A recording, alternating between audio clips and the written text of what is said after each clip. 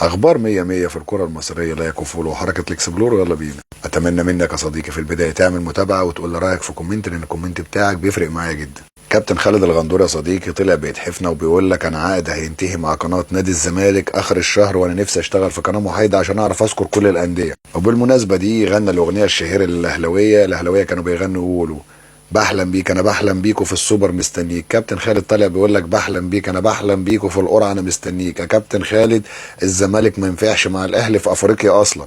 واخر مره اللي ما تتنسيش بتاعه القضيه ممكن بتاعه قفشه اللي عند الاهلاويه هتفضل طول عمرها اغلى بطوله. ومحمد عبد المنعم في انتظار القناعه اللي بيتعمل له في بلجيكا صديقي عشان هيتمرن بيه وهيلعب بيه. ولاعيبه الاهلي كلها صديقه حتى ايدها على قلبها، لان مارسيل كولر قال لهم انا هستلمكم في اول مران بالميزان. ووليد سليمان يا صديقي كان سافر انجلترا لان كان عنده الام في ظهره كبيره جدا وكان بيلعب بيها اخر موسم، ولما سافر انجلترا الدكاتره طمنته.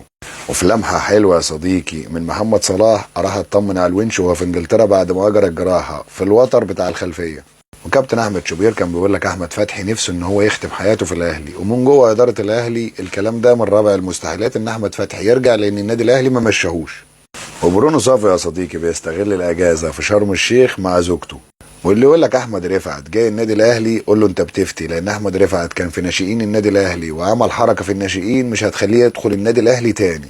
ونادي بيراميدز بيقول لك احنا ما نعرفش حاجه عن ان احمد فتحي عايز يعتزل في النادي الاهلي ولا على بيع ابراهيم عادل، واللعيبه مستمره معانا. والنادي الاهلي يا صديقي في انتظار 90,000 دولار من ورا بدر بنون من مشاركته في كاس العالم، لان الفيفا بيقول لك يكون اللاعب شارك في النادي في اخر سنتين.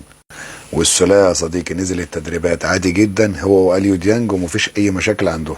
وامام عاشور يا صديقي بيلاعب نادي الزمالك وبيقول لهم انا عايز نص عقد زيزو، ونادي الزمالك عرض عليه 8 مليون في الموسم وامام عاشور رفض وتمسك ب 15 مليون في الموسم.